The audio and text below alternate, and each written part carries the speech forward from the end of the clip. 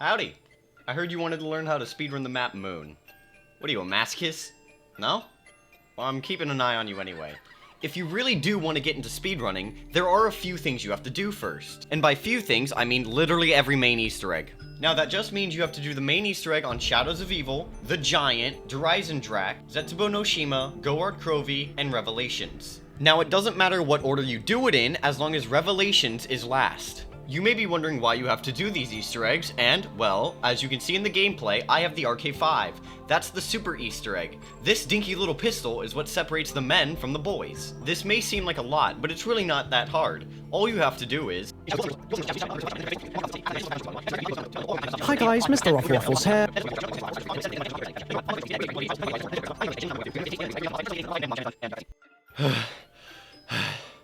You get all that? Good.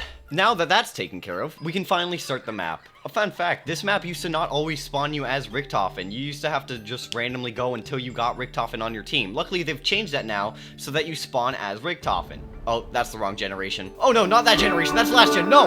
No, no, no! Sorry about that. He should be gone now. Hopefully he doesn't come back. But anyway, we can continue on to what we were doing. Once the game loads up, it takes a second for the zombies to spawn in, so the best thing to do during this time is run up to the perk machine and lay down for 100 free points. Next, just position yourself so that you can throw a grenade at the pizza plate to knock them down earlier for later. Everyone knows Moon is a luck-based Easter egg, but here, the luck already starts. If you've been in the speedrunner community, you may have heard the term manipulating spawns. This is so you can make spawns come from certain areas so that you can have the most efficient route. I'm pretty sure this can't happen on this spawn room, so it's literally just luck at the very start. The more zombies that spawn in the active play area, the better. That means you can kill more and get more points at the very start. When they spawn outside of the active play area, you have to wait for them to walk over, which is really slow. Now this doesn't mean your run's over, but it can make the other parts a bit more difficult when it comes to rationing out points because you'll have less to spend on the box and doors and all that stuff. Once the zombies first start spawning, you're just going to want to knife them all. After a while, you hear dogs spawning. This means the first alarm is about to go off. The important thing about alarms is that each time an alarm goes off, the zombies get more health. This means you can no longer one-shot knife them, so the best thing to do is walk back to the teleporter pad and start going for headshots and knives when you can. This is where our favorite big boy, the RK5, will come in hand. You'll be getting all your headshots with the RK5, and once you deplete all of its ammo, you should have around 7,000, 8,000, maybe even 9,000 points if you're lucky, and then that's when you want to start teleporting. Now once you've made it to the moon, the most important thing to remember is, humans have adapted to live on the moon. I know, it's crazy, but we have about 30 seconds of air before we die. So the best strat to do is to grab the mask and open up the first 3 doors, then get in tunnel 6, and then put on your helmet to not waste any time sitting at a door putting on the helmet animation before you can open the door. Now once you turn on power, there are 2 things that can happen. If the box isn't at power, just run back to spawn and do Samantha Says and continue as you do. But if the box is at power, what you can do is if you want to test your luck early, you can try to hit the box twice, but only twice, because the amount of time it takes to hit the box twice and then run over to Samantha Says is a full loop of Samantha Says. So by the time you get there, a new game of Samantha Says will already be playing again, so you will have lost no time. Now I'd only recommend that if you do have a surplus amount of points, because if your points are too little, you won't have enough points later to open all the doors and hack all the boxes. When you're done playing your childish computer games, you can head to the lab and try to end round 1 before you get there. If the astronaut spawns, perfect, because every time he grabs you and hits you, you'll have 3 spawns you can go to, all of which are right next to the lab, so there's no reason not to take the shortcut. Once you reach the lab, remember to keep an eye out for the hacker and the pipe. This isn't an Easter egg guide, this is a speedrunner guide, so you should probably already know where all the spawns are. Once you grab the hacker, make sure you hack the control panel and then the 4 corresponding green lit up boxes. Make sure you also know how to dodge the teleporting genetically modified pigs. All of that is canon, by the way. Once you're done hacking and have pressed the 4 buttons again, all you gotta do is wait for Excavator Pi and hit the box from there on out. It should go without saying, but if you don't get Excavator Pi first, just reset. The box is a bit tricky, because if it doesn't spawn inside the biodome, it's going to be outside, which is difficult to hack. So the best case scenario is to just stay in the labs till about round 4 or 5, and gather up points, and then put on the astronaut helmet and just hit it normally. The first thing you'll need from the mystery box is the map's wonder weapon.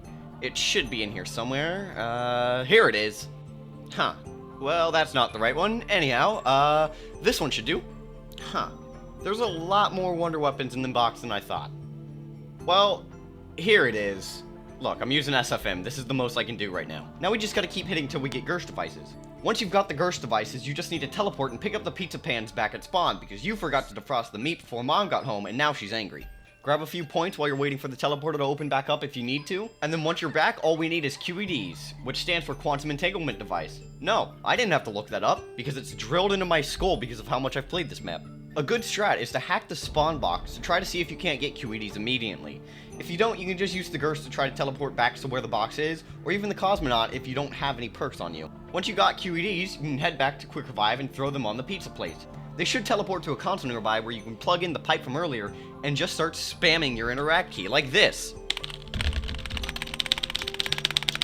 If you can do all of this before Excavator Pi even starts digging, you'll probably get world record.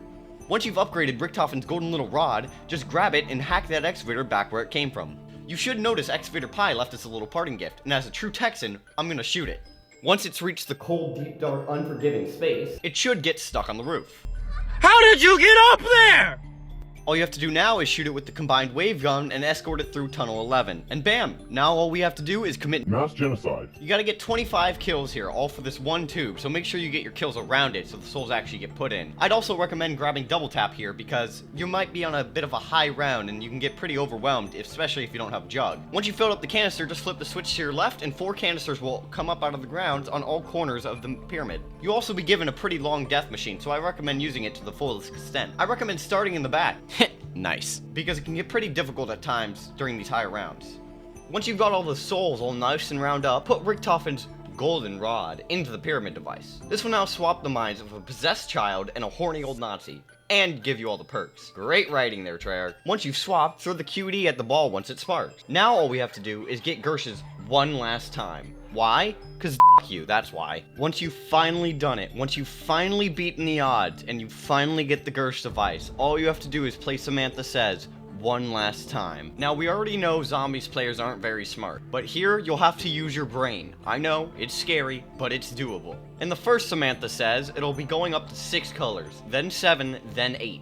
Once you've done that, you're basically good. Also, don't forget to throw the Gersh device at the little weird I don't even know what the ball is at this point. I don't know, just throw a Gersh device at it. Tip, by the way, make sure you only have 1 zombie left and you're not ending the rounds. It may not seem like that big of a tip, but when you've got the stress of a possible world record, remembering the colors, and dealing with a new round of zombies, you quite often mess up the colors. I have done it a few times where I botch world record runs because I messed up the colors at the very end. Well, now that you've done all that, all you have to do is just survive until the rockets blow up the Earth. Because apparently we hate the Earth. And bam! You've got a world record. Just like that. It's that easy. Now you just have to remember the time to beat is... here, let me look it up real quick. 26 minutes?! Oh, this is gonna be a bit more difficult than I thought. You know, maybe Origins might be a bit easier.